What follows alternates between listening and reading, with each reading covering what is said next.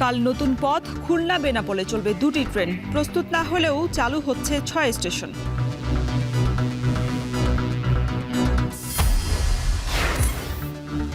গণ অভ্যুত্থানে আহত কিশোর আরাফাতের মৃত্যু, বৈষম্য বিরোধী ছাত্র আন্দোলনের শোক।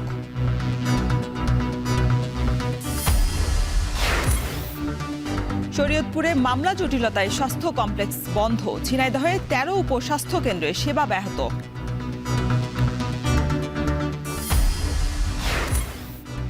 এবং আবারও পানামা খাল দখলের হুমকি ট্রাম্পের, মার্কিন জাহাজে বাড়তি মাশুল নেয়ার অভিযোগ।